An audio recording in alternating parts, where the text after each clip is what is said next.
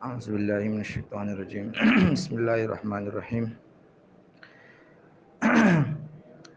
الحمد للہ رب العالمین والصلاة والسلام علی سید الانبیاء والمرسلین اما بعد۔ آج کا جو ہمارا پہلا سبق ہے وہ قرآن کریم کی تشریح، قرآن کریم کا ترجمہ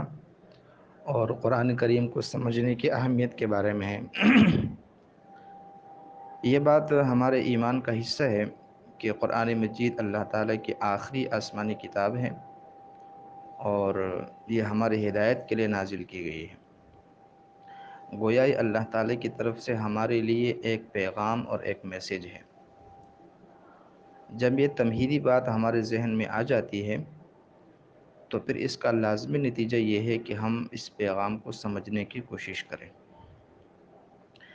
کیونکہ کسی بھی پیغام کا پہلا حق یہ ہوتا ہے کہ اس کو سمجھنے کی کوشش کی جائے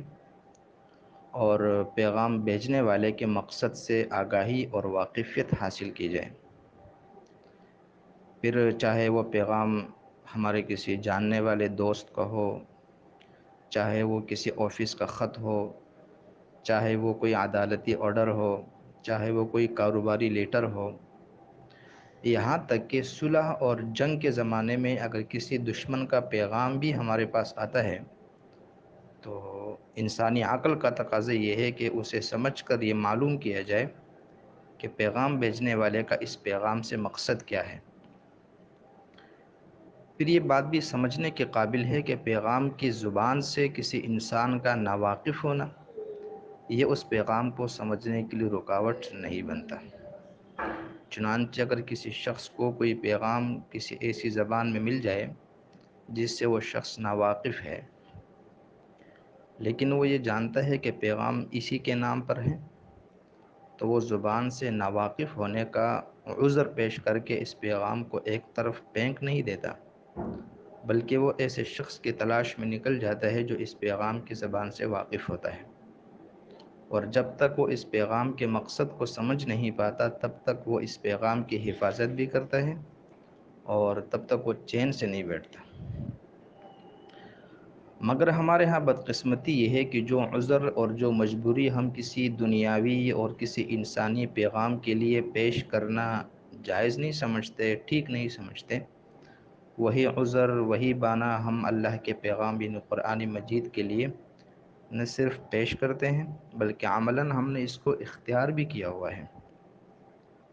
ایک طرف یہ بات ہمارے ایمان کا حصہ ہے کہ قرآن کریم اللہ کی طرف سے ہمارے لیے ہدایت کا پیغام ہے، لیکن اس کے باوجود بھی ہم اس کی طرف توجہ صرف اس لیے نہیں دیتے کہ یہ چونکہ عربی زبان میں ہے اور ہم عربی زبان سے ناواقف ہیں، لہذا نہ اس میں غور اور فکر کرنے کی ضرورت ہے اور نہ اس کو سمجھنے کی ضرورت ہے۔ حالانکہ دیکھا جائے تو یہ قرآن کریم کی حق تلفی بھی ہے اور قرآن کریم کی بے اکرامی بھی ہے، کیونکہ قرآن کریم کے ہم پر جو حقوق ہے وہ تو بے شمار ہے، البتہ ان میں سے ایک حق وہ یہ ہے کہ اس میں غور اور فکر کر کے اس کے فلسفے کو اور اس کے پیغام کو سمجھا جائے۔ پھر ایک اور بات بھی ہمارے ہاں قابل توجہ ہے کہ ہمارے ہاں جب قرآن کریم کو سمجھنے کی اور اس میں غور اور فکر کرنے کی بات ہوتی ہے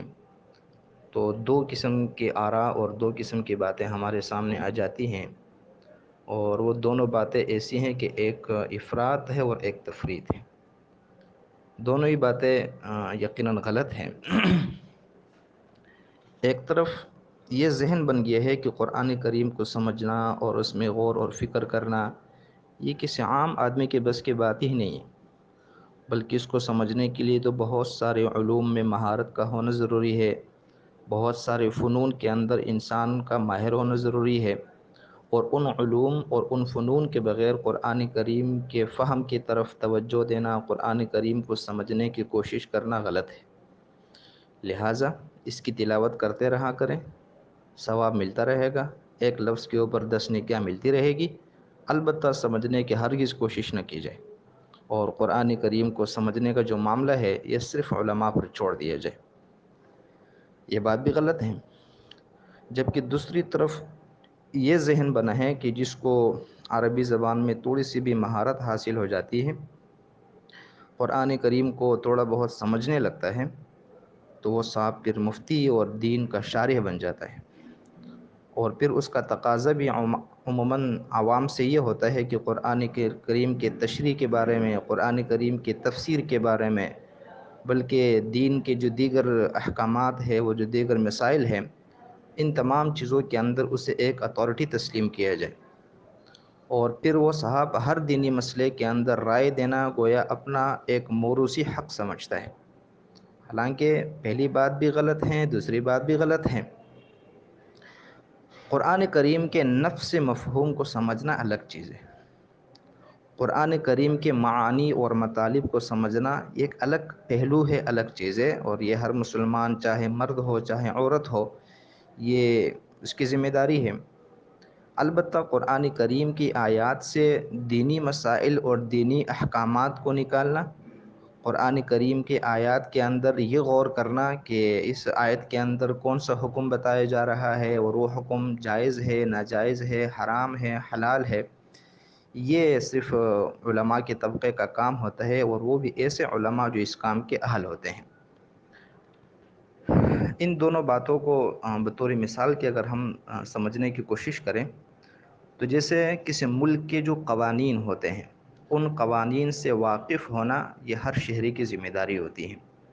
اگر کوئی شخص ملک کا کوئی قانون توڑتا ہے، کوئی جرم کرتا ہے، تو عدالت کے اندر وہ اس بات کا عذر پیش نہیں کر سکتا کہ میں ملک کے قوانین سے ناواقف تھا، اور اگر وہ ایسا عذر پیش کر لے تو اس کی سنوائی نہیں ہوتی ہے، اس عذر کو سنا نہیں جاتا۔ تو قرآن کریم کے نفس مفہوم اور نفس مطالب کو اسی طرح ہر مسلمان مرد اور عورت کی ذمہ داری ہے۔ پھر ملکی قوانین پر بحث کرنا یہ ملک کے وکلاء کا کام ہوتا ہے، اور پھر ان قوانین کی تشریح کرنا اور ان قوانین کی روشنی میں فیصلہ دینا کہ یہ کام جائز ہے، یہ ناجائز ہے، یہ ملکی قوانین کے مطابق ہے یا مطابق نہیں ہے، اس پر فیصلہ کرنا یہ معزز عدلیہ کا کام ہوتا ہے۔ تو لہٰذا ہماری ذمہ داری ہے کہ جو اللہ نے قرآن کریم کی صورت میں ہمارے پاس ایک پیغام بھیجا ہے، اس پیغام کو سمجھنے کی کوشش کریں، اور پہلی فرصت کے اندر ہم پہلے قرآن کریم کو تجوید کے ساتھ پڑھنا سیکھ لیں، اور اس کے بعد جو اس کے مفاہیم ہے، اس کے مطالب ہے، اس کے معانی ہے، اس میں غور اور فکر کریں، تاکہ یہ جو اللہ کا پیغام ہمارے پاس ہماری ہدایت کے لیے بھیجا گیا ہے، اس کا سمجھنا ہمارے لیے آسان ہو، اور جب ہم سمجھیں گے تو پھر اس پر عمل کرنا بھی ہمارے لیے آسان ہو۔ اللہ تعالی ہمیں قرآن کریم کے پیغام کو، قرآن کریم کے تعلیمات کو سمجھنے اور پھر ان تعلیمات کے اوپر عمل کرنے کی توفیق عطا فرمائے۔ یہ ہمارے آج کے سبق کا خلاصہ ہے۔ انشاءاللہ کوشش کریں گے کہ کل سے ہم باقاعدہ قرآن کریم کے ترجمے اور قرآن کریم کو تجوید کے ساتھ پڑھنے کا آغاز کریں گے۔ تب تک کے لیے اللہ تعالی ہم سب کا حامی و ناصر ہو۔